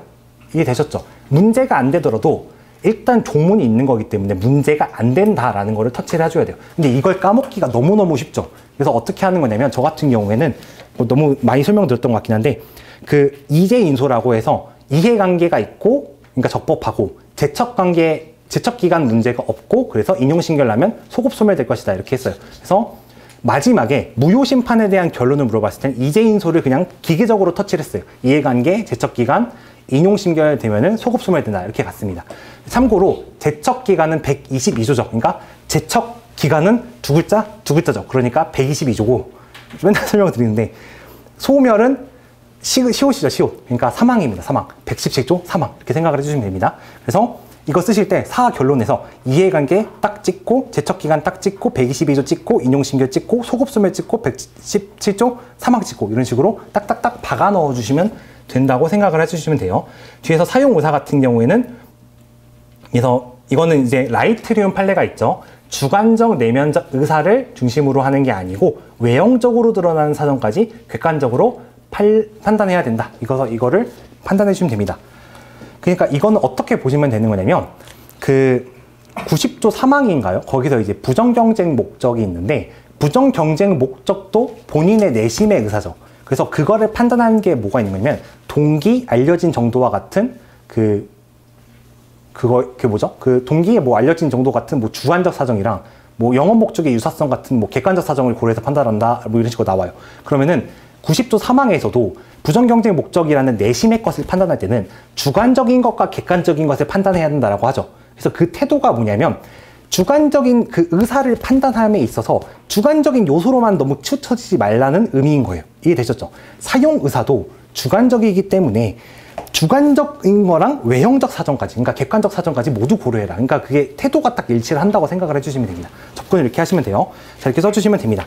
그래서 뒤에 거는 이제 다 똑같고, 자, 문제 3번 같은 경우에는 말씀드렸지만 창작 사례입니다. 자, 혹시라도 기출에서 이런 사실관계가 나온다라고 하면 이거를 꼭 생각하셔야 돼요. 이런 거 같은 경우에는 답안이 약간씩 갈릴 수밖에 없어요. 이해되시죠? 그러면 포인트가 뭐냐면, 쭉 써내려 가시면서 상표법적으로 틀린 얘기를 절대 하시면 안 돼요. 근데, 그러니까 예를 들어서, 그러니까 아무튼 억지를 좀 부려가지고 자꾸 상표적으로 이상한 얘기나 가정을 거듭하는 경우는 절대 하시면 안 되고, 이 안에서 할 수 있는 조건들을 터치하면서 분류해서 쓰시는 거라고 생각을 하시면 됩니다.